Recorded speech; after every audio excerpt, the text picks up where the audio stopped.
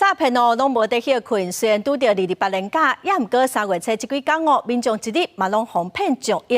刑事局之前嘛抓到一件假投资诈骗，诈骗集团哦，佮甲特定的融资公司斗空，爱被害者用厝抵押去借钱，有20多个人防骗，计共是损失1亿2000多万哦。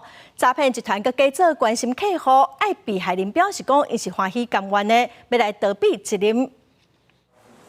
警方将日记犯罪根据点压制嫌犯，抓到幕后的庄稼人。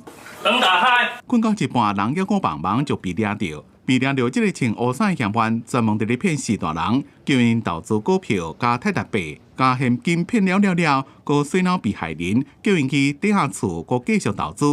2轮骗来了，敢若被骗的20几个人，损失金额就超过1亿2000万。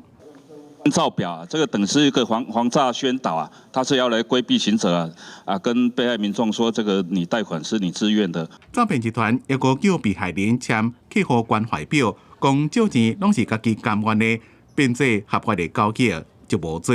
除了这种地面师诈骗愈来愈多，警方也发现有精品代购投资平台伫咧洗钱。民众投入了资金到这个平台里面之后呢，他把它去转成一些泰达币币商，再洗给这个电诈跟国外的中华集团。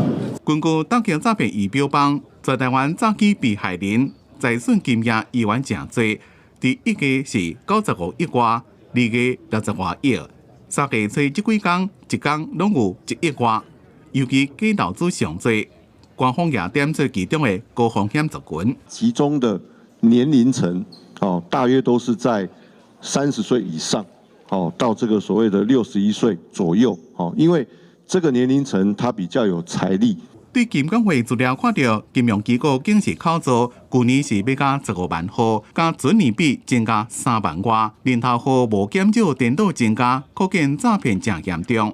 中央各部会打击诈骗，就要想出更加有效的办法。公视新闻采访报道。